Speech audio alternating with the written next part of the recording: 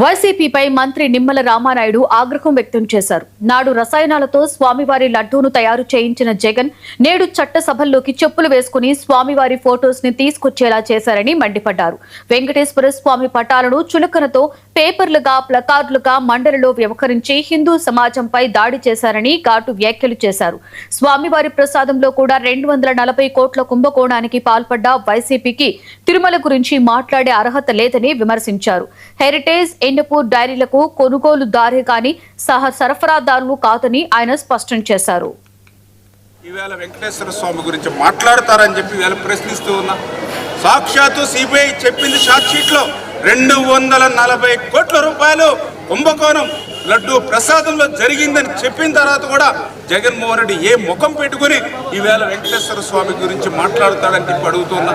సాక్షాత్తు నీ బాబాయి సుబ్బారెడ్డి సైతం లడ్డూలో కల్తీ జరిగిందని ఒప్పుకున్న తర్వాత కూడా ఏ ముఖం పెట్టుకుని ఈరోజు జగన్మోహన్ రెడ్డి మాట్లాడతాడు వెంకటేశ్వర స్వామి గురించి? నైతిక అర్హత ఎక్కడుందని చెప్పి ప్రశ్నిస్తూ ఉన్నా.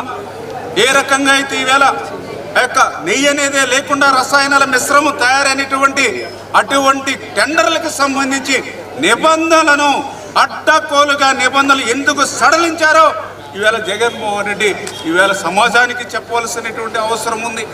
ఈ రకంగా 240 కోట్ల రూపాయల లడ్డూ ప్రసాదంలో కుంభకోణం జరిపి లూటీ చేసి తిరుమల తిరుపతి వెంకటేశ్వర స్వామి యొక్క పవిత్రతను తగ్గించాలనేటువంటి కుట్ర చేసినటువంటి జగన్మోహన్ రెడ్డి ఈవేళ హెరిటేజ్ మీద దానికి తొయ్యాలనేటువంటి ఆలోచనతో లాగాలనేటువంటి ఆలోచనతో మరి ఈరోజు అసంబద్ధమైనటువంటి వాక్యం ఏదైతే ఈవేళ ఇండాపూర్ ఏదైతే డైరీ ఏదైతే ఉందో మరి ఇండాపూర్ డైరీకి ఈవేళ హెరిటేజ్ అనేది ఒక కొనుగోలుదారుడే తప్ప సరఫరా చేసేటువంటిది కాదని తెలిసినా కూడా అబద్ధాలని అసత్యాలని నువ్వు మాట్లాడేటువంటి పరిస్థితి చూస్తూ